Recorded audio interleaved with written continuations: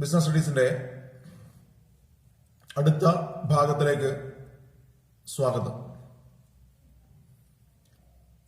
ഈ വീഡിയോയിൽ ഡിസ്കസ് ചെയ്യുന്നത് ടൈലറുടെ കോൺട്രിബ്യൂഷൻസ് ആണ്. FW Taylor, Frederick Winslow Taylor. Frederick Winslow Taylor, the FW Taylor, is an American mechanical engineer. He worked as an engineer in the Midway Steel Company. His period is in between 1856 to 1915.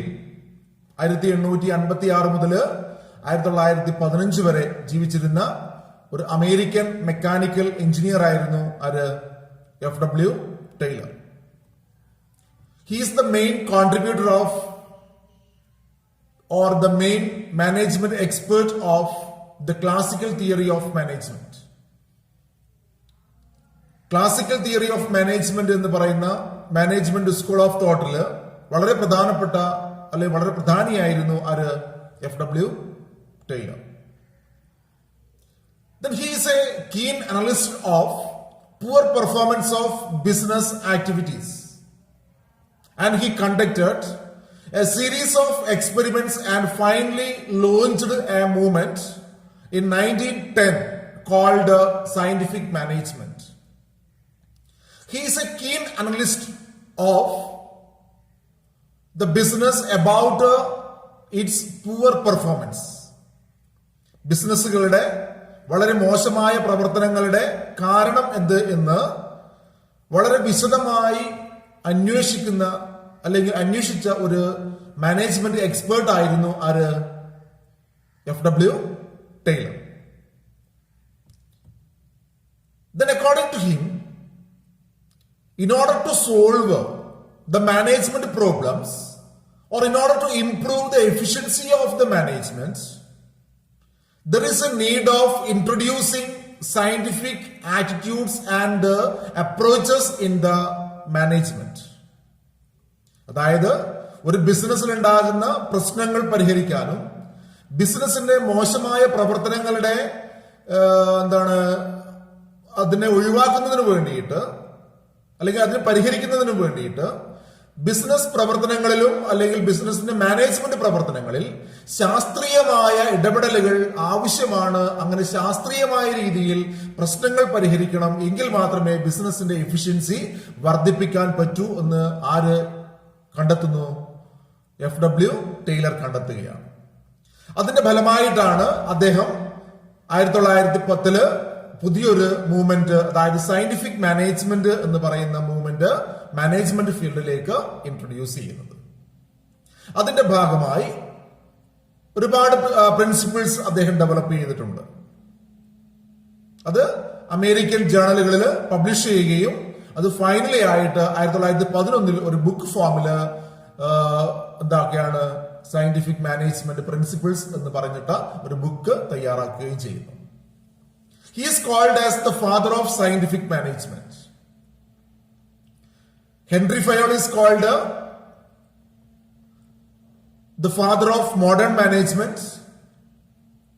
FW Taylor is called the father of scientific management. Then what do you mean by scientific management? Scientific management means the application of science in the management field to solve the managerial problems. Scientific management means the application of science in the field of management to solve managerial problems.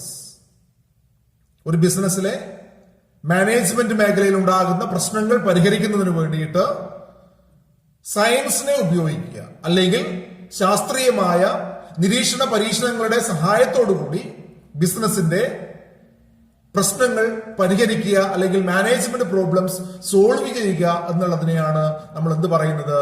Scientific management എന്ന് ജനറലായിട്ട് പറയുന്നത്. Then FW Taylor defines scientific management as knowing exactly what you want men to do and seeing that they do it in the best and cheapest way. Knowing exactly what you want men to do and seeing that they do it in the best and cheapest way. അതായത് scientific മാനേജ്മെന്റിനെ FW Taylor define ചെയ്യുന്നത് knowing exactly, അറിയുക നമ്മൾ കൃത്യമായി, എന്ത്, knowing exactly what you want men to do. ഒരു സ്ഥാപനത്തിൽ ജോലി ചെയ്യുന്ന ഒരു വ്യക്തി എന്താണ് ചെയ്യേണ്ടത് എന്ന് കൃത്യമായി അറിയുകയും ആൻഡ് സീയിങ് ദാറ്റ്, കാണുകയും ചെയ്യുക, അല്ലെങ്കിൽ അറിയുകയും അത് നമ്മൾ അയാൾ ചെയ്യുന്നതായിട്ട് മനസ്സിലാക്കുകയും ചെയ്യുക. എങ്ങനെ? They are do it in the best and cheapest വേ. ഒരാൾ എന്ത് ചെയ്യണമെന്നും അത് അയാൾ വളരെ ഫലപ്രാപ്തിയിൽ കാര്യക്ഷമമായി ചെയ്യുകയും ചെയ്യുന്നുണ്ട് എന്ന് മനസ്സിലാക്കുകയും ചെയ്യുന്ന ഒരു മാനേജ്മെന്റ് ഫീൽഡിനെയാണ് അദ്ദേഹം എന്ന് പറയുന്നത് സയന്റിഫിക് മാനേജ്മെന്റ് എന്ന് പറയുന്നത്. അതായത് ഒരാൾ എന്ത് ചെയ്യണം എന്ന് ശാസ്ത്രീയമായി വിശകലനം ചെയ്യുകയും ആ കാര്യം ചെയ്യുന്നതിന് അദ്ദേഹത്തിന് വ്യക്തമായ കഴിവുകളുണ്ടോ എന്ന് പരിശോധിക്കുകയും അങ്ങനെ അതിന്റെ അടിസ്ഥാനത്തിൽ അയാൾക്ക് ആ കഴിവുകളുടെ അടിസ്ഥാനത്തിൽ ആ ജോലി അയാൾക്ക് ഏൽപ്പിച്ചു കൊടുക്കുകയും ചെയ്യുമ്പോൾ എന്താണ് അയാൾ ചെയ്യേണ്ടത് നമുക്കറിയാം, അയാൾ അത് അതുപോലെ തന്നെ ചെയ്യുകയും എന്നാണ് ആരുടെ അഭിപ്രായം? FW ടൈലറിന്റെ അഭിപ്രായം. അതായത് ശാസ്ത്രീയമായ നിരീക്ഷണ പരീക്ഷണങ്ങളിലൂടെ ഒരു പ്രവൃത്തിയെ വിലയിരുത്തുകയും ആ പ്രവൃത്തിക്ക് ആവശ്യമായ കാര്യങ്ങൾ എന്തൊക്കെയാണ്, analysing the job to determine what are the requirements of the job. ജോലിയുടെ റിക്വയർമെന്റ്സ് എന്താണ്, ജോബിന്റെ റിക്വയർമെന്റ്സ് എന്താണ്, ആ റിക്വയർമെന്റ്സിനെ കുറിച്ച് മനസ്സിലാക്കുകയും അതെന്ത് ക്വാളിഫിക്കേഷൻ വേണം, എന്ത് സ്കില്ല് വേണം, അങ്ങനെ ആ ജോബിന്റെ റിക്വയർമെന്റ്സിനെ കുറിച്ച് മനസ്സിലാക്കുകയും ആ ജോബിന്റെ റിക്വയർമെന്റ്സിനനുസരിച്ചുള്ള ആൾക്കാരെ കണ്ടെത്തുകയും അവർക്ക് ആ ജോലി ഏൽപ്പിച്ചു കൊടുക്കുകയും ചെയ്തു കഴിഞ്ഞാൽ എന്താണോ നമുക്ക് ചെയ്തു കിട്ടേണ്ടത് അത് ആ വ്യക്തി കൃത്യമായ രീതിയിൽ ചെയ്യുന്നതായിട്ട് നമുക്ക് കാണാൻ സാധിക്കും എന്നുള്ളതാണ് സയന്റിഫിക് മാനേജ്മെന്റിന്റെ വിവക്ഷം. In the scientific management approach, Taylor suggests the continuous scientific analysis of the job to determine the best way of doing it. ശാസ്ത്രീയമായി ജോലികളെ വിശകലനം ചെയ്യണം. എന്തിനു വേണ്ടിയിട്ട്?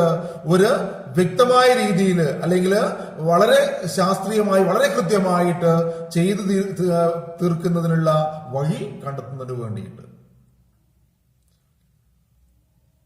Then while developing this scientific approach, he also put forward some aims of scientific management.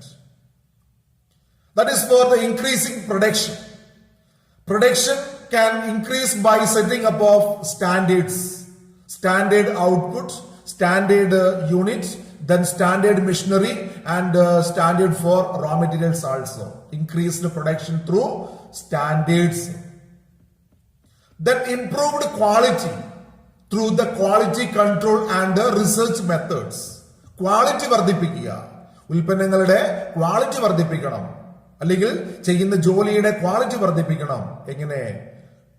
നല്ല രീതിയിലുള്ള quality control measures ഉപയോഗിച്ചുകൊണ്ടും അതുപോലെ തന്നെ റിസർച്ച് മെത്തേഡ്സ് ഉപയോഗിച്ചുകൊണ്ടും.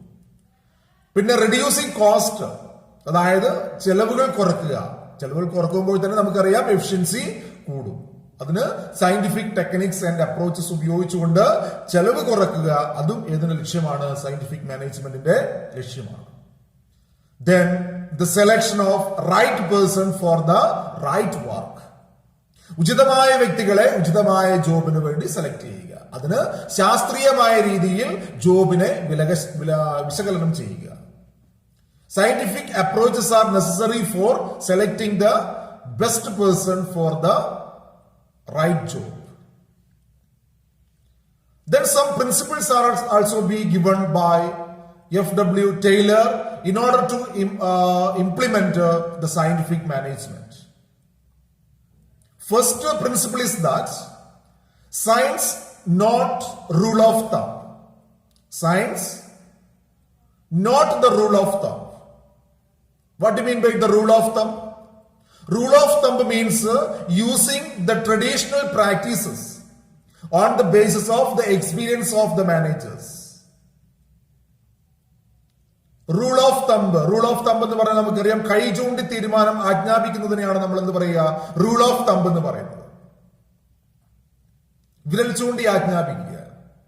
അതിനു പകരം എന്ത് കൊണ്ടുവരണം, സയൻസിനെ കൊണ്ടുവരണം. ഏതില്, മാനേജ്മെന്റില്. Science not rule of thumb എന്നാണ്. റൂൾ ഓഫ് തമ്പ് മെത്തേഡ് ഒഴിവാക്കിയിട്ട് ഏതിനെ കൊണ്ടുവരിക, സയൻസിനെ കൊണ്ടുവരിക. ഏതില്, ബിസിനസ് മാനേജ്മെന്റില്. Rule of thumb method means using the traditional practices in the area of management on the basis of the experience of managers or on the basis of trial and error method. It must be replaced by the scientific approaches and scientific investigations in the management field in order to attain a good result. That is the first principle. അതായത് സയൻസിനെ കൊണ്ടുവരിക, ഏതിനു പകരം, traditional ആയിട്ടുള്ള പരമ്പരാഗതമായ രീതികൾക്ക് പകരം ശാസ്ത്രത്തെ ഉപയോഗിക്കുക മാനേജ്മെന്റില്. അതാണ് ഒന്നാമത്തെ പ്രിൻസിപ്പിൾ ആയിട്ട് ആര് പറയുന്നത്, FW ടൈലർ പറയുന്നത്. രണ്ടാമത് പറയുന്നത് എന്താണ്, ഹാർമണി നോട്ട് ഡിസ്കോർഡ് എന്നാണ്. Harmony not discord. ഹാർമണി എന്ന് പറയുന്നത് എന്താണ്, എല്ലാവരും ഒത്തൊരുമിച്ച് നിൽക്കുക, കോൺഫ്ലിക്റ്റ് ഇല്ലാത്ത അവസ്ഥ. നോട്ട് ഡിസ്കോർഡ്, തർക്കങ്ങൾ വേണ്ട. തർക്കങ്ങളില്ലാതെ എല്ലാവരും ഒരുമിച്ച് ഉണ്ടാകണം, അല്ലെങ്കിൽ ഒരുമിച്ച് നിലനിൽക്കുന്ന ഒരു സാഹചര്യം ഒരു സ്ഥാപനത്തിൽ ഉണ്ടായിരിക്കണം എന്നാണ് ആര് പറയുന്നത്, FW ടൈലർ പറയുന്നത്. That is a harmony between, according to him, there should be harmony between the management and the workers. There should be harmony between the management and the workers. So in order to develop harmony among the workers and management, how to develop or how to change the mental attitude of the workers. അതായത് FW Taylor പറയുന്നു, വർക്കേഴ്സും മാനേജ്മെന്റും തമ്മിൽ എപ്പോഴും ഒരു ഏകീകരണം അല്ലെങ്കിൽ മാനസികമായ ഐക്യം ഉണ്ടായിരിക്കണം, തർക്കം ഉണ്ടാകരുത്. അങ്ങനെ മാനസികമായ ഐക്യം വർക്കേഴ്സിന്റെ ഭാഗത്തുനിന്നും അല്ലെങ്കിൽ മാനേജ്മെന്റിന്റെ ഭാഗത്തുനിന്നും ഉണ്ടാകണമെങ്കിൽ അവിടെ മെന്റൽ റെവല്യൂഷൻ, മാനസികമായ പരിവർത്തനം എന്ന് പറയുന്ന ഒരു പ്രവൃത്തി നടത്തേണ്ടതുണ്ട്. There is a need of changing the mental attitude of workers. This is the basic core of or basic stone of scientific management. That is the mental revolution. Only through mental revolution we can adopt something new. പുതിയ കാര്യങ്ങൾ നമുക്ക് സ്വീകരിക്കാൻ സാധിക്കണമെങ്കിൽ നമുക്ക് മാനസികമായ പരിവർത്തനം ഉണ്ടായിരിക്കണം, നമ്മുടെ ചിന്താഗതിയിൽ മാറ്റം ഉണ്ടായിരിക്കണം. അങ്ങനെ ചിന്താഗതിയിൽ മാറ്റമുണ്ടാക്കി മാനേജേഴ്സും അതുപോലെ വർക്കേഴ്സും തമ്മിൽ ആശയ സമന്വയം ഉണ്ടാകണം. അതാണ് FW ടൈലർ പറയുന്ന രണ്ടാമത്തെ principle, harmony not discord. Then third one is that cooperation not individualism. FW Taylor insists the cooperative movement, cooperative effort of the both workers and management, not to encourage individualism. വ്യക്തികൾക്ക് പ്രാധാന്യം നൽകാതെ, ഏതിന് പ്രാധാന്യം നൽകണം, വ്യക്തികൾക്ക് പ്രാധാന്യം നൽകാതെ സ്ഥാപനത്തിന് പ്രാധാന്യം, അതായത് മാനേജ്മെന്റും വർക്കേഴ്സും കോഓപ്പറേറ്റീവ് ആയിട്ട് വളരെ സൗഹൃദത്തോടു കൂടിയിട്ട് സഹകരണത്തോടു കൂടി പ്രവർത്തിച്ചാൽ മാത്രമേ ആ സ്ഥാപനത്തിന്റെ ലക്ഷ്യങ്ങൾ വളരെ കാര്യക്ഷമമായി നേടിയെടുക്കാൻ സാധിക്കുകയുള്ളൂ എന്നുള്ളതാണ് ആരുടെ അഭിപ്രായം, FW ടൈലറുടെ അഭിപ്രായം. In order to attain the cooperation of workers or employees, workers' participation in management, then proper incentive scheme etc. can be used. അതായത് വർക്കേഴ്സിന്റെ സഹകരണം നേടുന്നതിന് വേണ്ടിയിട്ട് വർക്കേഴ്സിനെയും കൂടെ മാനേജ്മെന്റിൽ പങ്കാളികളാക്കുക, വർക്കേഴ്സ് പാർട്ടിസിപ്പേഷൻ ഇൻ മാനേജ്മെന്റ്. അതുപോലെ തന്നെ വർക്കേഴ്സിന്റെ പ്രവർത്തനങ്ങൾക്ക് നല്ല രീതിയിലുള്ള ഇൻസെന്റീവ്സ് നൽകുക, മോണിറ്ററി ആയിട്ടും നോൺ മോണിറ്ററി ആയിട്ടുള്ള ഇൻസെന്റീവ്സ് പ്രൊവൈഡ് ചെയ്യുക. ഇങ്ങനെയുള്ള പ്രവർത്തികളിലൂടെ വർക്കേഴ്സിന്റെ സഹകരണം നേടിയെടുക്കാൻ സാധിക്കും എന്നുള്ളതാണ് FW ടൈലറുടെ അടുത്ത പ്രിൻസിപ്പിളിലൂടെ അദ്ദേഹം മുന്നോട്ട് വെക്കുന്ന ആശയം. നാലാമത് പറയുന്നത് എന്താണ്, development of each and every individual to his greatest efficiency and prosperity. development of each and every individual to his greatest efficiency and prosperity. ഒരാൾക്ക് കഴിയാവുന്നതിന്റെ മാക്സിമം വളരണം, അദ്ദേഹത്തിന്റെ എഫിഷ്യൻസി പരമാവധി വർദ്ധിപ്പിക്കണം. According to Taylor, at any circumstances, the production should be curtailed or production should be minimized. ഒരു കാരണവശാലും ഉൽപാദനം കുറയാൻ ഇടവരരുത്, ഉൽപാദനം പരമാവധി വർദ്ധിപ്പിക്കണം. In order to improve the efficiency and prosperity of workers, Taylor suggests scientific methods of selection, training, appraisal, etc. ഒരു വ്യക്തിയുടെ പരമാവധി കഴിവുകൾ വിനിയോഗിക്കുന്നതിന് വേണ്ടിയിട്ട് അല്ലെങ്കിൽ പരമാവധി കഴിവുകൾ അവർക്ക് ഉണ്ടാക്കുന്നതിന് വേണ്ടിയിട്ട് ശാസ്ത്രീയമായ രീതിയിലുള്ള സെലക്ഷൻ മെത്തേഡുകള്, ശാസ്ത്രീയമായ രീതിയിലുള്ള ട്രെയിനിങ് മെത്തേഡുകള്, ശാസ്ത്രീയമായ രീതിയിലുള്ള പെർഫോമൻസ് അപ്രൈസ് മെത്തേഡുകള്, ഇങ്ങനെയുള്ള കാര്യങ്ങളൊക്കെ ഉപയോഗിച്ചുകൊണ്ട് സ്ഥാപനത്തിലുള്ള വർക്കേഴ്സിന്റെ എഫിഷ്യൻസി മാക്സിമം വർദ്ധിപ്പിക്കുന്ന രീതിയിലുള്ള പ്രവർത്തനങ്ങൾ ആരുടെ ഭാഗത്തുണ്ടാകണമെന്ന് പറയുന്നു? മാനേജ്മെന്റിന്റെ ഭാഗത്തുണ്ടാകണം. അതാണ് നാലാമതായിട്ട് പറയുന്നത് ആര്? FW Taylor. ഇതിനെ കുറിച്ച് അദ്ദേഹത്തിന്റെ പ്രിൻസിപ്പിൾ ആയിട്ട്. അപ്പൊ ഒന്നാമത്തെ പ്രിൻസിപ്പിൾ പറയുന്നു science not the rule of thumb. ശാസ്ത്രത്തെ ഉപയോഗിക്കുക മാനേജ്മെന്റിന്, ഏതിനെ മാറ്റിക്കൊണ്ട്? റൂൾ ഓഫ് തമ്പ് മെത്തേഡ് മാറ്റിക്കൊണ്ട്. രണ്ടാമത് പറയുന്നു ഹാർമണി നോട്ട് ഡിസ്കാർഡ്. മാനസിക ഐക്യമാണ് വേണ്ടത്, കോൺഫ്ലിക്റ്റ് അല്ല ഒരു മാനേജ്മെന്റിന് ആവശ്യം എന്ന് പറയുന്നു. രണ്ടാമത് പറയുന്നു കോഓപ്പറേഷൻ നോട്ട് ഇൻഡിവിജ്വലിസം. കോഓപ്പറേഷൻ ആണ്, സഹകരണമാണ്, വർക്കേഴ്സും മാനേജ്മെന്റും തമ്മിലുള്ള സഹകരണമാണ് വേണ്ടത്, അല്ലാതെ മാനേജ്മെന്റ് വേറെയും വർക്കേഴ്സ് വേറെയും എന്നുള്ള ആശയം ഒരു കാരണവശാലും സ്ഥാപനത്തിന് ഗുണപ്രദമാകില്ല എന്ന് FW ടൈലർ പറയുന്നു. നാലാമതായിട്ട് പറയുന്നു ഒരാളുടെ കഴിവ് മാക്സിമം വർദ്ധിപ്പിക്കാൻ അതിനുള്ള ശാസ്ത്ര സഹായങ്ങൾ ഉപയോഗിച്ചുകൊണ്ട് പരമാവധി ഒരാളുടെ കഴിവ് വർദ്ധിപ്പിക്കണം എന്നുള്ളതാണ് ആരുടെ അഭിപ്രായം? FW ടൈലറുടെ അഭിപ്രായം. ഇതാണ് FW ടൈലറുടെ പ്രിൻസിപ്പിൾസ് ആയിട്ട് പറയുന്നത്. ഇനി FW ടൈലർ ഈ പ്രിൻസിപ്പിൾസ് ഉപയോഗിച്ചുകൊണ്ട് ചില ബിസിനസ്സിന് ചില ടെക്നിക്കുകൾ ഉപയോഗിക്കണം, അല്ലെങ്കിൽ മാനേജ്മെന്റിൽ ചില ടെക്നിക്കുകൾ ഉപയോഗിക്കണം എന്നാണ് പറയുന്നത്. അതായത് ഓർഗനൈസേഷണൽ എഫിഷ്യൻസി വർദ്ധിപ്പിക്കാൻ ചില ടെക്നിക്സ് അദ്ദേഹം സജസ്റ്റ് ചെയ്യുന്നുണ്ട്. ഈ പ്രിൻസിപ്പിൾസ് ഗൈഡ് ലൈൻസ് ആയിട്ട് ചില ടെക്നിക്കുകൾ ഉപയോഗിക്കണം.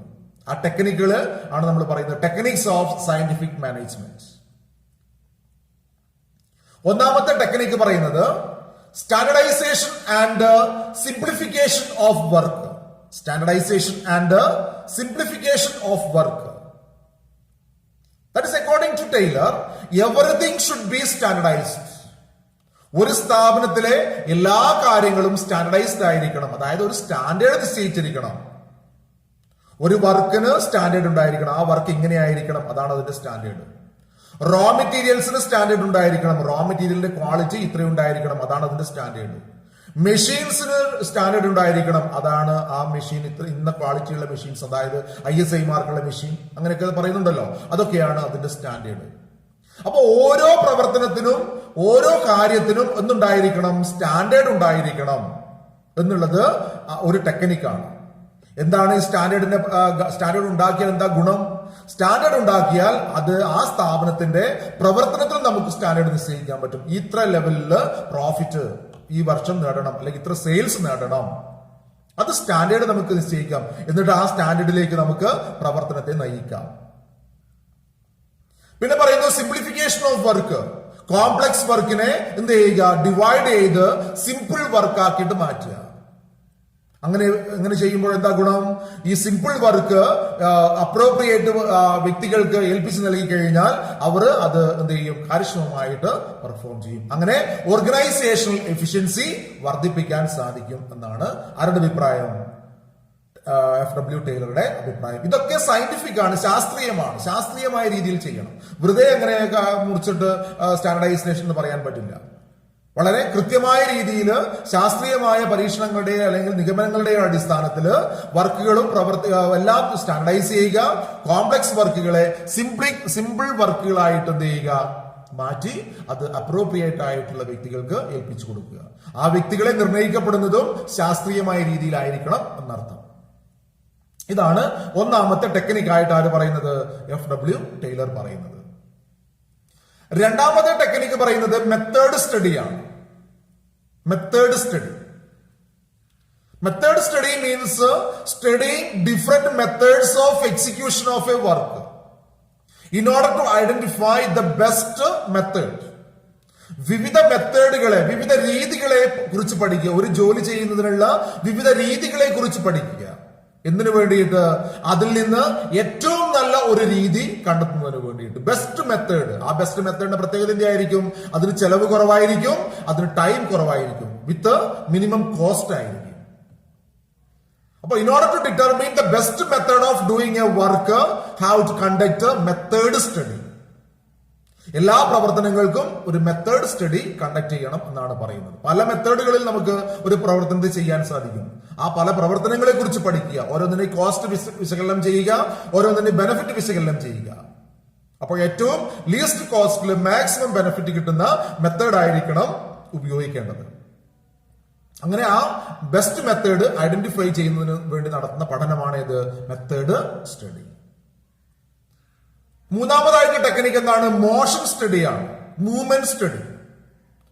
To eliminate this study is conducted to eliminate unwanted movement of persons and men and material. Persons, that means men and material while doing a job. To eliminate unwanted movement of men and material, to eliminate unwanted movements while doing a work. Unwanted ആയിട്ടുള്ള movements eliminate ചെയ്യുന്നതിന് വേണ്ടിയിട്ട്, അനാവശ്യമായിട്ടുള്ള മൂവ്മെന്റുകൾ ഒഴിവാക്കുന്നതിന് വേണ്ടിയിട്ട് മൂവ്മെന്റിനെ കുറിച്ച് പഠിക്കുക. അതാണ് ഈ മൂവ്മെന്റ് സ്റ്റഡി അല്ലെങ്കിൽ മോഷൻ സ്റ്റഡി കൊണ്ട് ഉദ്ദേശിക്കുന്നത്.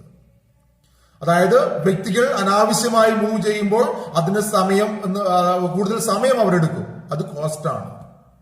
ആ അനാവശ്യമായി മൂവ് ചെയ്യുന്ന സമയത്ത് അവർക്ക് ഒരു തരത്തിലുള്ള ഉൽപാദനവും നടത്താൻ പറ്റില്ല, പ്രൊഡക്ഷൻ ഉണ്ടാവില്ല. അപ്പോൾ അവിടെ കോസ്റ്റ് കൂടും. അതുപോലെ തന്നെ റോ മെറ്റീരിയൽസ് അനാവശ്യമായി മൂവ് ചെയ്യുമ്പോൾ ക്യാരിയിങ് കോസ്റ്റ് ഉണ്ടാവും. അപ്പോൾ അതൊക്കെ ഒഴിവാക്കുന്നതിന് വേണ്ടിയിട്ടാണ് എന്ത് നടത്തേണ്ടത്? മോഷൻ സ്റ്റഡി നടത്തേണ്ടത്. ബെസ്റ്റ് മൂവ്മെന്റ് ഏതാണ് എന്ന് ഐഡന്റിഫൈ ചെയ്യാൻ വേണ്ടി. നെക്സ്റ്റ് എന്താണ്? Time സ്റ്റഡിയാണ്.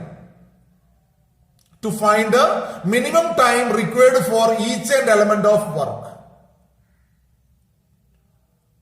That is, time study is conducted to fix the minimum time required to complete a piece of work.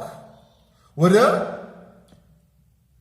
Work perform ചെയ്യുന്നതിന് ആവശ്യമായ മിനിമം ടൈം എത്രയാണ് എന്ന് നിശ്ചയിക്കുന്നതിന് വേണ്ടിയിട്ട് നടത്തുന്ന പഠനമാണ് ഇത്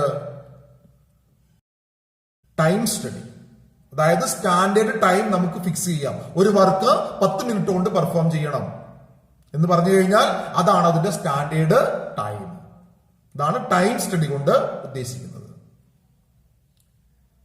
അടുത്തതായിട്ട് പറയുന്നത് ഫാറ്റിക് സ്റ്റഡിയാണ്. ഫാറ്റിക് സ്റ്റഡി, ഫാറ്റിക് എന്ന് പറഞ്ഞാൽ ക്ഷീണം, റെസ്റ്റ്, ആവശ്യമായ റെസ്റ്റിനെ കുറിച്ചുള്ള പഠനം, അതാണ് ഫാറ്റിക് സ്റ്റഡി.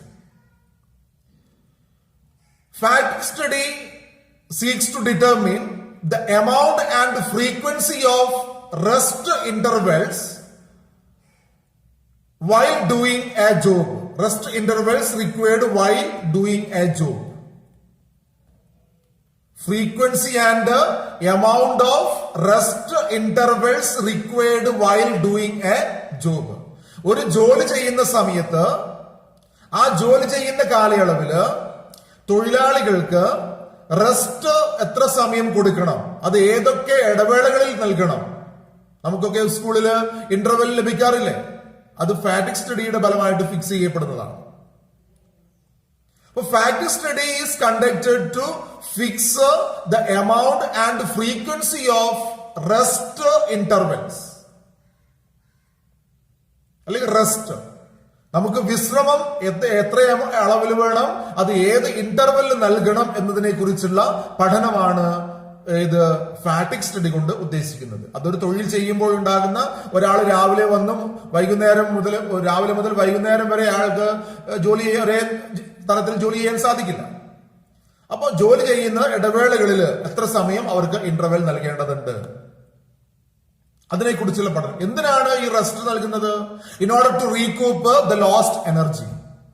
നഷ്ടപ്പെട്ട പവർ, എനർജി തിരിച്ചു പിടിക്കുന്നതിന് വേണ്ടിയിട്ടാണ് ഇന്റർവെൽ നൽകുന്നത്. അതും എഫിഷ്യൻസി വർദ്ധിപ്പിക്കാനുള്ള ഒരു മാർഗമാണ്. അപ്പൊ ശാസ്ത്രീയമായി പഠിക്കണം. ഒരു തൊഴിലാളിക്ക് അയാളുടെ ആ ഒരു പ്രത്യേക തൊഴിലിനിടയിൽ എത്ര സമയം, ഏത് ഇടവേളകളിൽ ഇന്റർവെൽ നൽകണം എന്നതിനെ കുറിച്ചുള്ള പഠനം. അതിനെയാണ് നമ്മൾ എന്ത് പറയുക? ഫാറ്റിക് സ്റ്റഡി എന്ന് പറയുന്നത്. ഇനി അടുത്ത ടെക്നിക്ക് പറയുന്നത് എന്താണ്? ഡിഫറൻഷ്യൽ പീസ് റേറ്റ് സിസ്റ്റമാണ്. Differential piece rate system. Piece rate എന്ന് പറഞ്ഞു കഴിഞ്ഞാൽ ഉൽപ്പാദിപ്പിക്കുന്ന ഉൽപ്പന്നത്തിന് നൽകുന്ന വേതനത്തെയാണെന്ന് പറയുക പീസ് റേറ്റ്. ഉദാഹരണത്തിന് ഇപ്പോ ഒരു ബീഡി വർക്കർ ആണെങ്കിൽ ഒരു ബീഡി ഉൽപ്പാദിപ്പിച്ചാൽ അവർക്ക് 50 പൈസ കൊടുക്കുന്നു. അതായത് ഒരു പീസ് ബീഡി ഉൽപ്പാദിപ്പിച്ചാൽ അവർക്ക് 50 പൈസ. അതാണ് പീസ് റേറ്റ്. ഒരു പീസിന്റെ കൊടുക്കുന്ന വേതനത്തെയാണെന്ന് പറയുക പീസ് റേറ്റ് എന്ന് പറയുക. അപ്പൊ differential piece rate system, differential piece rate system, വ്യത്യസ്തമായ പീസ് റേറ്റ്, അതായത് വ്യത്യസ്തമായ വേതന നിരക്ക്. വ്യത്യസ്തമായ വേതന നിരക്ക്. Here Taylor suggest higher rate for efficient workers and lower rate for inefficient workers. Higher rate for efficient workers and lower rate for inefficient workers. അതായത് നമ്മൾ ഫിക്സ് ചെയ്ത സ്റ്റാൻഡേർഡിന് മുകളിൽ ഉൽപ്പാദിപ്പിക്കുന്നവർക്ക് ഒരു റേറ്റും ഫിക്സ് ചെയ്ത സ്റ്റാൻഡേർഡിന് താഴെ ഉൽപ്പാദിപ്പിക്കുന്നവർക്ക് വേറൊരു റേറ്റും നൽകുക. അതായത് സ്റ്റാൻഡേർഡിന് മുകളിൽ ഉൽപ്പാദിപ്പിക്കുന്നവർ എഫിഷ്യന്റ് വർക്കർ ആണെന്നും സ്റ്റാൻഡേർഡിന് താഴെ ഉൽപ്പാദിപ്പിക്കുന്നവർ ഇൻഎഫിഷ്യന്റ് വർക്കർ ആണെന്നും അനുമാനത്തിലാണ് ഈ കാര്യം പറയുന്നത്. ഉദാഹരണം പറഞ്ഞു കഴിഞ്ഞാൽ ഒരു സ്ഥാപനത്തില് ഒരു ദിവസം ഉൽപ്പാദിപ്പിക്കേണ്ടുന്ന സ്റ്റാൻഡേർഡ് യൂണിറ്റുകള് 30 ആണ്. ഒരു യൂണിറ്റ് 30 യൂണിറ്റുകൾ മുകളിൽ ഉൽപ്പാദിപ്പിക്കപ്പെടുകയാണെങ്കിൽ ഒരു യൂണിറ്റിന് 10 രൂപ അയാൾക്ക് കൊടുക്കും. 30 യൂണിറ്റ് ഉൽപ്പാദിപ്പിക്കുകയാണെങ്കിൽ 30 × 10 300 രൂപ കൊടുക്കും. 30 യൂണിറ്റിന് താഴെ ഉൽപ്പാദിപ്പിക്കുകയാണെങ്കിൽ 8 രൂപ മാത്രമേ കൊടുക്കുള്ളൂ. അങ്ങനെ വരുമ്പോ 31 യൂണിറ്റ് ഉൽപ്പാദിപ്പിക്കുന്ന ഒരാൾക്ക് 31 × 10 കിട്ടും, 310 രൂപ കിട്ടും. ഇനി 25 യൂണിറ്റ് ഉൽപ്പാദിപ്പിച്ചതാണോ, നമ്മുടെ സ്റ്റാൻഡേർഡ് 30 ആയിരുന്നു, അയാൾ ഉൽപ്പാദിപ്പിച്ചത് 25 യൂണിറ്റ്, അങ്ങനെയാണെങ്കിൽ അയാൾക്ക് ലഭിക്കുന്നത് 25 × 8 കിട്ടുള്ളൂ, 10 കിട്ടില്ല. കാരണം അയാൾ സ്റ്റാൻഡേർഡ് വർക്കിന് താഴെയാണ് ഉൽപാദനം ഉള്ളത്. അയാൾക്ക് 25 യൂണിറ്റ് മാത്രമേ ഉള്ളൂ. അങ്ങനെ 25 × സ്റ്റാൻഡേർഡ് റേറ്റ്, അതായത് ആ സ്റ്റാൻഡേർഡ് പെർഫോമൻസിന് താഴെയുള്ള റേറ്റ് 8 രൂപയാണ്. അങ്ങനെ 25 × 8 എന്നുള്ളതാണ് ആർക്ക് ലഭിക്കുന്ന വേതനം? ആ സ്റ്റാൻഡേർഡ് യൂണിറ്റിന് താഴെ ഉൽപ്പാദിപ്പിക്കുന്ന തൊഴിലാളിക്ക് ലഭിക്കുന്ന വേതനം. അതാണ് difference piece rate system. Efficient വർക്കർക്ക് ഒരു റേറ്റും ഇൻഎഫിഷ്യന്റ് വർക്കർക്ക് വേറൊരു റേറ്റും. ഇതാണ് ടൈലർ സജസ്റ്റ് ചെയ്യുന്ന 6ാമത്തെ പ്രിൻസിപ്പിൾ, ടെക്നിക്സ്. ഒന്നാമത് എന്താ പറഞ്ഞത്? Standardisation and simplification. എല്ലാത്തിനും സ്റ്റാൻഡേർഡ് ഉണ്ടാവണം, വർക്കൊക്കെ സിംപ്ലിഫൈ ചെയ്യണം. പിന്നെ മെത്തേഡ് സ്റ്റഡി എന്ത് ചെയ്യണം? നമ്മൾ ബെസ്റ്റ് മെത്തേഡ് കണ്ടക്ട് ചെയ്യാൻ വേണ്ടിയിട്ട് വിവിധ മെത്തേഡുകളെ കുറിച്ച് പഠിക്കുന്നു. മോഷൻ സ്റ്റഡി, അതായത് അൺവാണ്ടഡ് മൂവ്മെന്റ്സ് എലിമിനേറ്റ് ചെയ്യുന്നതിന് വേണ്ടിയിട്ട് മൂവ്മെന്റിനെ കുറിച്ച് പഠിക്കുന്നു. ടൈം സ്റ്റഡി, അതായത് ഒരു മിനിമം ടൈം ഫിക്സ് ചെയ്യുന്നതിന് വേണ്ടിയിട്ട് സമയത്തെ കുറിച്ച് പഠിക്കുന്നു, ഒരു ജോബ് ചെയ്യുന്നതിനുള്ള സമയത്തെ കുറിച്ച് പഠിക്കുന്നു. പിന്നെ ഫാക്ട് സ്റ്റഡി, അതായത് നഷ്ടപ്പെട്ട എനർജി റീകൂപ്പ് ചെയ്യുന്നതിന് വേണ്ടിയിട്ട് ഒരു തൊഴിലാളിക്ക് ഏതൊക്കെ ഇടവേളകളിൽ എത്ര സമയം റെസ്റ്റ് നൽകണം എന്നതിനെ കുറിച്ചുള്ള പഠനമാണ് ഇത് ഫാക്ട് സ്റ്റഡി. പിന്നെ difference piece rate system. Difference piece rate system എന്ന് പറയുന്നത് നല്ല പെർഫോമൻസ് കാഴ്ചവെക്കുന്ന, അതായത് സ്റ്റാൻഡേർഡിന് മുകളിൽ പെർഫോമൻസ് കാഴ്ചവെക്കുന്നവർക്ക് ഉയർന്ന റേറ്റും സ്റ്റാൻഡേർഡിന് താഴെ പെർഫോമൻസ് കാഴ്ചവെക്കുന്നവർക്ക് താഴ്ന്ന റേറ്റും നൽകിക്കൊണ്ട് അങ്ങനെ എഫിഷ്യൻസി വർദ്ധിപ്പിക്കുന്നതിനുള്ള ഒരു ഇൻസെന്റീവ് എന്നുള്ള നിലയിൽ ഉയർന്ന റേറ്റ്, ഉയർന്ന പെർഫോമൻസ് കാഴ്ചവെക്കുന്നവർക്ക് നൽകുകയും ചെയ്യുന്ന സിസ്റ്റം. അതാണ് ഡിഫറൻഷ്യൽ പീസ് റേറ്റ് സിസ്റ്റം. അങ്ങനെ 6 ടെക്നിക്സ് പറഞ്ഞു. ഇനി 7ാമത്തെ വളരെ പ്രധാനപ്പെട്ട ഒരു ടെക്നിക്കാണ് ഫങ്ഷണൽ ഫോർമാൻഷിപ്പ്. ഫങ്ഷണൽ ഫോർമാൻഷിപ്പ് എന്ന് പറഞ്ഞാൽ, ഫങ്ഷണൽ എന്ന് പറഞ്ഞു കഴിഞ്ഞാൽ ഒരു പ്രവൃത്തി, ഒരു ഫംഗ്ഷൻ, ഇത് പ്രൊഡക്ഷൻ ആവട്ടെ മറ്റേതെങ്കിലും ആയിട്ട് ഒരു ഫംഗ്ഷൻ, ഒരു പ്രവൃത്തി. അതുപോലെ തന്നെ ഫോർമാൻഷിപ്പ്. ഫംഗ്ഷൻ എന്ന് പറഞ്ഞാൽ മാനേജ്മെന്റ് ഫംഗ്ഷനും നമ്മൾ പറയാറുണ്ട്, പ്ലാനിങ്, ഓർഗനൈസേഷൻ, എന്ത് തന്നെയാലും ഒരു പ്രവൃത്തി എന്ന് മനസ്സിലാക്കുക. അതായത് പ്രവൃത്തിയിൽ ഫോർമാൻഷിപ്പ് എന്ന് പറഞ്ഞു കഴിഞ്ഞാൽ സൂപ്പർവിഷൻ എന്നാണ് അർത്ഥം.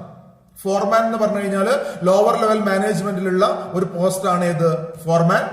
ഫോർമാൻഷിപ്പ് എന്ന് പറഞ്ഞു കഴിഞ്ഞാൽ സൂപ്പർവിഷൻ, സൂപ്പർവൈസർ ചെയ്യുന്ന ജോലി അല്ലെങ്കിൽ ഫോർമാൻ ചെയ്യുന്ന ജോലിനെ ഫോർമാൻഷിപ്പ് എന്ന് പറയും. സൂപ്പർവിഷൻ തന്നെയാണ് ഫോർമാൻ ചെയ്യുന്ന ജോലി. Functional foremanship. എന്താണ് functional foremanship? It is a system under which one worker is supervised by 8 specialist foreman. ഒരു വർക്കറെ 8 പ്രത്യേക ജോലികൾ ചെയ്യുന്ന ഫോർമാൻമാര് സൂപ്പർവൈസ് ചെയ്യുകയാണെങ്കിൽ അതിനെയാണ് എന്ത് പറയുക? ഫങ്ഷണൽ ഫോർമാൻഷിപ്പ് എന്ന് പറയുന്നത്. ഒരു വർക്കറെ 8 ഫങ്ഷണൽ സ്പെഷ്യലൈസേഷനുള്ള ഫോർമാൻമാര് സൂപ്പർവൈസ് ചെയ്യുകയാണെങ്കിൽ ആ സിസ്റ്റത്തെ പറയുന്ന പേരാണെന്ത്? Functional foremanship. അതായത് ഞാനൊരു വർക്കർ ആണെങ്കിൽ എനിക്ക് മുകളിൽ 8 സൂപ്പർവൈസേഴ്സ് ഉണ്ടാവും. ഓരോ സൂപ്പർവൈസേഴ്സിനും ഓരോ ഡ്യൂട്ടി ആയിരിക്കും ഉണ്ടാവുക. അങ്ങനെ എന്നെ 8 സൂപ്പർവൈസേഴ്സ് സൂപ്പർവൈസ് ചെയ്യുകയാണെങ്കിൽ അത് എന്താണ്? ഫങ്ഷണൽ ഫോർമാൻഷിപ്പ് ആണ്. ഇത് ടൈലർ മുന്നോട്ട് വെക്കുന്ന ശാസ്ത്രീയ മാനേജ്മെന്റിന്റെ ഒരു ടെക്നിക്കാണ്, വർക്കേഴ്സിന്റെ എഫിഷ്യൻസി വർദ്ധിപ്പിക്കാൻ. അതായത് ഈ 8 സ്പെഷ്യലിസ്റ്റ് ഫോർമാൻസും 8 മേഖലകളിലാണ് പ്രാവീണ്യം നേടിയിട്ടുണ്ടാകുക. അങ്ങനെ 8 തരത്തിലുള്ള 8 പ്രമുഖരായിട്ടുള്ള ഫോർമാൻമാരിൽ നിന്ന് ഉപദേശ നിർദ്ദേശങ്ങൾ ഒരു വർക്കർക്ക് ലഭിക്കുന്നു. അതിലൂടെ ആ വർക്കറുടെ എഫിഷ്യൻസി വർദ്ധിക്കും എന്നുള്ളതാണ് ആരുടെ അഭിപ്രായം? ടൈലറുടെ അഭിപ്രായം. പക്ഷെ അവിടെ ശ്രദ്ധിക്കേണ്ട ഒരു കാര്യം, 8 സൂപ്പർവൈസേഴ്സും അല്ലെങ്കിൽ 8 ഫോർമാനും ഒരേ സമയത്തല്ല വർക്കറെ സൂപ്പർവൈസ് ചെയ്യുന്നത്. വ്യത്യസ്ത സമയങ്ങളിലാണ്. കാരണം അവരുടെ ഡ്യൂട്ടി വ്യത്യസ്ത ഡ്യൂട്ടികളാണ്. ഫോർമാൻസിന്റെ ഡ്യൂട്ടി വ്യത്യസ്ത ഡ്യൂട്ടി ആയതുകൊണ്ട് വ്യത്യസ്ത സമയങ്ങളിൽ ആണ് ആര് സൂപ്പർവൈസ് ചെയ്യുന്നത്? ഈ ഫോർമാൻസ് ഒരു വർക്കറെ സൂപ്പർവൈസ് ചെയ്യുന്നത്. അതുകൊണ്ട് തന്നെ ഇത് ഒരിക്കലും ഏതിനെതിരല്ല? ഹെൻറി ഫയോളിന്റെ യൂണിറ്റി ഓഫ് കമാൻഡ് എന്ന് പറയുന്ന പ്രിൻസിപ്പിൾസിന് എതിരല്ല. കാരണം ഇവിടെ ഒരു സമയത്തല്ല 8 ആൾക്കാരും സൂപ്പർവൈസ് ചെയ്യുന്നത്. ഡ്യുവൽ സബോർഡിനേഷൻ ഉണ്ടാകുന്നില്ല. അതുകൊണ്ട് ഫങ്ഷണൽ ഫോർമാൻഷിപ്പും യൂണിറ്റി ഓഫ് കമാൻഡും തമ്മിൽ കോൺഫ്ലിക്റ്റ് ഇല്ല എന്ന് മനസ്സിലാക്കുക. അപ്പൊ എന്താണ് ഫങ്ഷണൽ ഫോർമാൻഷിപ്പ് പറഞ്ഞത്? Functional foremanship means the supervision of a subordinate by 8 specialist foreman. They are specialized in 8 areas. അപ്പൊ 8 സ്പെഷ്യലിസ്റ്റ് ഫോർമാൻസ് എന്ത് ചെയ്യുക? ഒരു വർക്കറെ സൂപ്പർവൈസ് ചെയ്യുക. അതിനെയാണ് നമ്മൾ എന്ത് പറയുന്നത്? ഫങ്ഷണൽ ഫോർമാൻഷിപ്പ് എന്ന് പറയുന്നത്. Among these 8 specialist formats, first 4 is related with the planning in charge, and second 4 is in charge with the production. ഈ 8 ഫോർമാൻമാരില് ആദ്യത്തെ 4 ആൾക്കാര് പ്ലാനിങ് ചാർജ് ഉള്ളവരും പിന്നീടുള്ള 4 ആൾക്കാര് പ്രൊഡക്ഷൻ ചാർജ് ഉള്ള ആൾക്കാരും ആണ്. ആരൊക്കെയാണ് ഈ 8 ആൾക്കാര്? ഒന്നാമത്തെ സൂപ്പർവൈസർ ഫോർമാൻ എന്ന് പറയുന്നത് ഇൻസ്ട്രക്ഷൻ ആൻഡ് കാർഡ് ക്ലർക്കാണ്. ഒന്നാമത്തെ ആള് ഇൻസ്ട്രക്ഷൻ ആൻഡ് കാർഡ് ക്ലർക്ക്. എന്താ ഇൻസ്ട്രക്ഷൻ ആൻഡ് കാർഡ് ക്ലർക്കിന്റെ duty? Lays down exact method of doing a work. ഒരു വർക്ക് ചെയ്യേണ്ട കൃത്യമായ മെത്തേഡ് പറഞ്ഞു കൊടുക്കുക എന്നുള്ളതാണ് ഇൻസ്ട്രക്ഷൻ ആൻഡ് കാർഡ് ക്ലർക്കിന്റെ ഡ്യൂട്ടി. അയാളാണ് മെത്തേഡ് ഇന്ന രീതിയിൽ ചെയ്യണം എന്ന് പറഞ്ഞു കൊടുക്കുന്നത്. ഒന്നാമത്തെ ആള്. രണ്ടാമത്തെ ആളാരാണ്? റൂട്ട് ക്ലർക്കാണ്. എന്താ റൂട്ട് ക്ലർക്കിന്റെ duty? Lays down sequence or procedures of operation. അതായത് ഒരു ഓപ്പറേഷനിൽ ഓരോ നടപടിക്രമങ്ങൾ നമ്മൾ ചെയ്യേണ്ടി വരും. അപ്പൊ ഒന്നാമത്തെ നടപടിക്രമം ഇതാണ്, രണ്ടാമത്തേത് ഇതാണ്, മൂന്നാമത്തെ ഇതാണ്, അങ്ങനെ സീക്വൻഷ്യൽ ആയിട്ട് സ്റ്റെപ്പുകൾ പറഞ്ഞു കൊടുക്കുന്ന ആളെയാണ് നമ്മൾ എന്ത് പറയുക, റൂട്ട് ക്ലർക്ക് എന്ന് പറയുക. അത് റൂട്ട് പറഞ്ഞു കൊടുക്കുക, വഴി പറഞ്ഞു കൊടുക്കുക, ഇന്ന രീതിയിൽ ചെയ്യണം. അതാണ് റൂട്ട് ക്ലർക്കിന്റെ ഡ്യൂട്ടി. മൂന്നാമതായിട്ടുള്ള ഫോർമാറ്റ് പേരെന്താണ്, ടൈം ആൻഡ് കോസ്റ്റ് ക്ലർക്കാണ്. Time and cost clerk. എന്താണ് ടൈം ആൻഡ് കോസ്റ്റ് ക്ലർക്കിന്റെ duty? Lays down time table for doing a job. Lays down time table for doing a job and record cost of work. അതായത് ഒരു ജോലി ചെയ്യുന്നതിനുള്ള time table, അതായത് ഇന്ന സമയത്ത് ഇന്ന ജോലി തീർത്തിരിക്കണം, അതിന്റെ കോസ്റ്റ് ഇത്രയാണ്, അടുത്ത സമയത്ത് ചെയ്യേണ്ടത് ഇന്ന ജോലിയാണ്, അതിന് കോസ്റ്റ് ഇത്രയാണ്. അങ്ങനെ ടൈമും കോസ്റ്റും സ്പെസിഫൈ ചെയ്യുന്ന ഫോർമാനെയാണ് എന്ത് പറയുന്നത് നമ്മള് ടൈം ആൻഡ് കോസ്റ്റ് ക്ലർക്ക് എന്ന് പറയുന്നത്. അടുത്ത ആരാണ്? ഡിസിപ്ലിനേറിയൻ ആണ്, അച്ചടക്കത്തിന്റെ ആള്. To enforce rules and maintain discipline. സ്ഥാപനത്തിന്റെ റൂളുകൾ മെയിൻറ്റെയിൻ ചെയ്യുക, നല്ല നടപ്പിലാക്കുക, അച്ചടക്കം ഉറപ്പുവരുത്തുക. അതാണ് ആരുടെ ഡ്യൂട്ടി? ഡിസിപ്ലിനേറിയന്റെ ഡ്യൂട്ടി. ഓരോ വർക്കറും ഇത്ര സമയത്ത് റിപ്പോർട്ട് ചെയ്യണം, സ്ഥാപനത്തില് ഇന്ന ഡിസിപ്ലിൻ മാറ്റേഴ്സ് അനുസരിച്ചിരിക്കണം, ഇങ്ങനെയുള്ള കാര്യങ്ങളൊക്കെ പ്രതിപാദിച്ച് നടപ്പിലാക്കുന്ന ആളാണ് ആര്? ഡിസിപ്ലിനേറിയൻ. ഈ ആദ്യം പറഞ്ഞ 4 ആൾക്കാർ, അതായത് instruction card clerk, route clerk, time and cost clerk, disciplinarian, ഇവർ 4 ആൾക്കാര് പ്ലാനിംഗ് ചാർജിലുള്ള ആൾക്കാരാണ്. ഇനി പ്രൊഡക്ഷൻ ചാർജിലുള്ള 4 ആൾക്കാരാണ് ആരൊക്കെയാണ്? അവർ ഓപ്പറേഷൻ, പ്രൊഡക്ഷൻ എന്ന് പറഞ്ഞ ഓപ്പറേഷൻ എന്നാണ് അർത്ഥം കേട്ടോ. പ്ലാനിംഗ് എന്ന് പറയുന്നത് ആസൂത്രണമാണ്. അപ്പൊ ഓപ്പറേഷനുമായി ബന്ധപ്പെട്ട്, അതായത് റിയൽ ആക്ടിവിറ്റിയുമായി ബന്ധപ്പെട്ട് എന്തൊക്കെ ആരൊക്കെയാണ് ഉള്ളത് എന്നുള്ളതാണ്. അതിൽ പറയുന്ന അഞ്ചാമത്തെ, അതായത് 4 പറഞ്ഞു, അഞ്ചാമത്തെ ആള് സ്പീഡ് ബോസ് ആണ്. Speed boss. To ensure speed of work, that is his duty. വർക്കിന്റെ സ്പീഡ്, അതായത് കൃത്യസമയത്ത് തന്നെ ജോലി ചെയ്തു തീർക്കുക, അതിന്റെ സ്പീഡ് നിലനിർത്തുക എന്നുള്ള ഡ്യൂട്ടിയാണ് ആരുടേത്?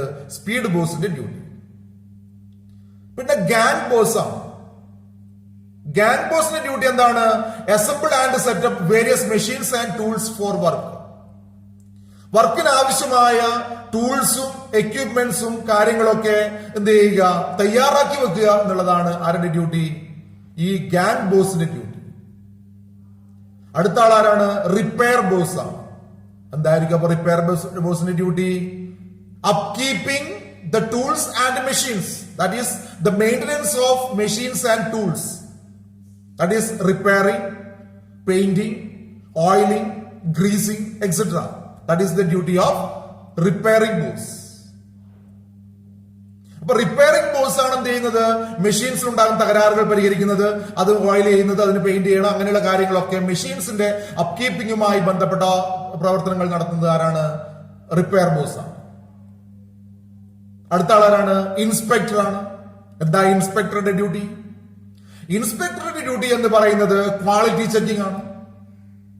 Quality, ensuring the quality of the product or work. വർക്കിന്റെ ക്വാളിറ്റിയും അതുപോലെ ഉൽപ്പാദിപ്പിക്കുന്ന ഉൽപ്പന്നത്തിനും നിശ്ചിതമായി നമ്മൾ നേരത്തെ സ്റ്റാൻഡേർഡ് നിശ്ചയിച്ചിരിക്കുന്ന ക്വാളിറ്റി ഉണ്ടോ എന്ന് ചെക്ക് ചെയ്യുന്ന ആളാണ് ഇൻസ്പെക്ടറാണ്. അപ്പൊ ഇങ്ങനെ 8 ആൾക്കാര് ഒരു വർക്കറെ സൂപ്പർവൈസ് ചെയ്യുമ്പോൾ 8 തരത്തിലുള്ള ഫലപ്രദമായ നിർദ്ദേശങ്ങൾ ആർക്ക് ലഭിക്കുകയാണ്? വർക്കർക്ക് ലഭിക്കുക. അപ്പോ ഇവിടെ ശ്രദ്ധിക്കേണ്ട ഒരു കാര്യം, FW ടൈലർ കോൺസെൻട്രേറ്റ് ചെയ്യുന്നത് എവിടെയാണ്?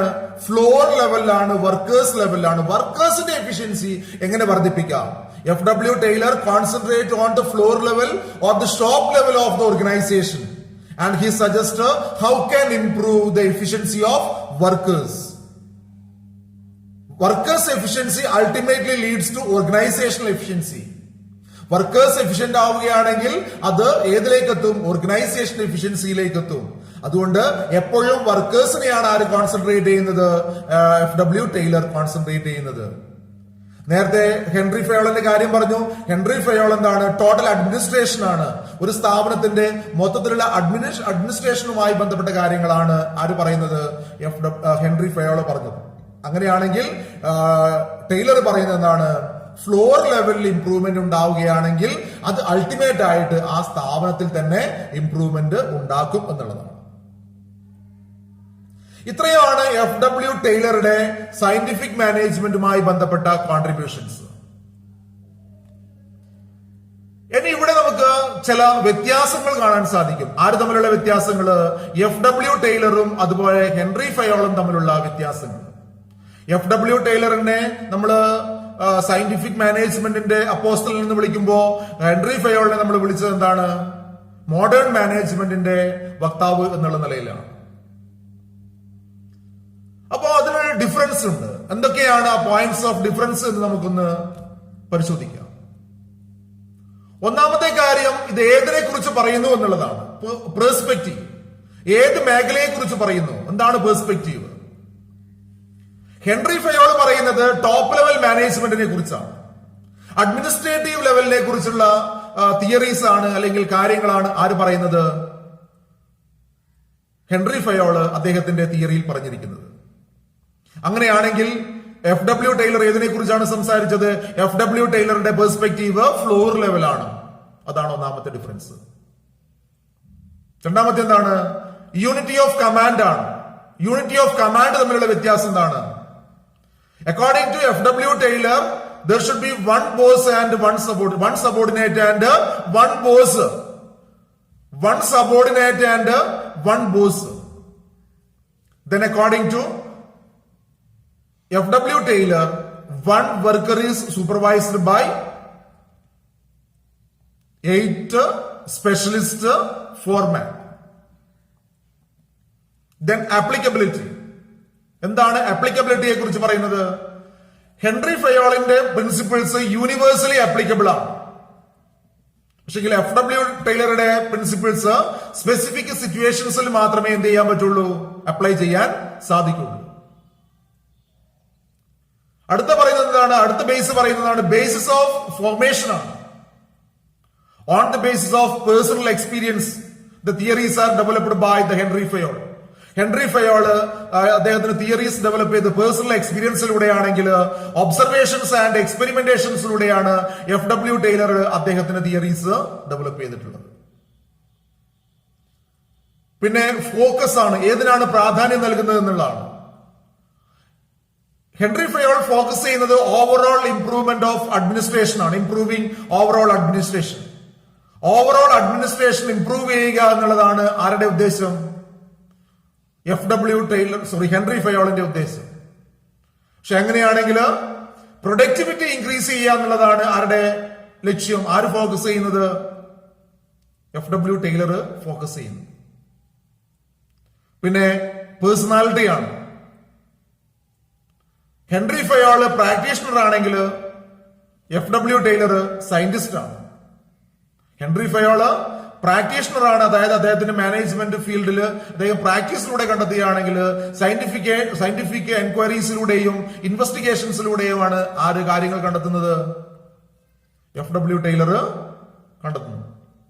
പിന്നെ നേരത്തെ പറഞ്ഞതുപോലെ തന്നെ സയന്റിഫിക് മാനേജ്മെന്റിന്റെ അല്ലെങ്കിൽ എക്സ്പ്രഷൻസ്, FW ടൈലറുടെ എക്സ്പ്രഷൻസ് സയന്റിഫിക് മാനേജ്മെന്റ് ആണെങ്കിൽ ഹെൻറി ഫയോളിന്റെ എക്സ്പ്രഷൻസ് എന്താണ് എക്സ്പ്രസ് ചെയ്യുന്നത്? അദ്ദേഹത്തിന്റെ തിയറി എക്സ്പ്രസ് ചെയ്യുന്നത് ജനറൽ തിയറി ഓഫ് അഡ്മിനിസ്ട്രേഷൻ എന്നുള്ളതാണ്. അപ്പൊ ഇത്രയും കാര്യങ്ങളാണ് ഈ രണ്ടാമത്തെ ചാപ്റ്ററുമായി ബന്ധപ്പെട്ട് നമുക്ക് പ്രിൻസിപ്പിൾസ് ഓഫ് മാനേജ്മെന്റ് എന്നുള്ള കാര്യത്തിൽ ഡിസ്കസ് ചെയ്യാനുള്ളത്.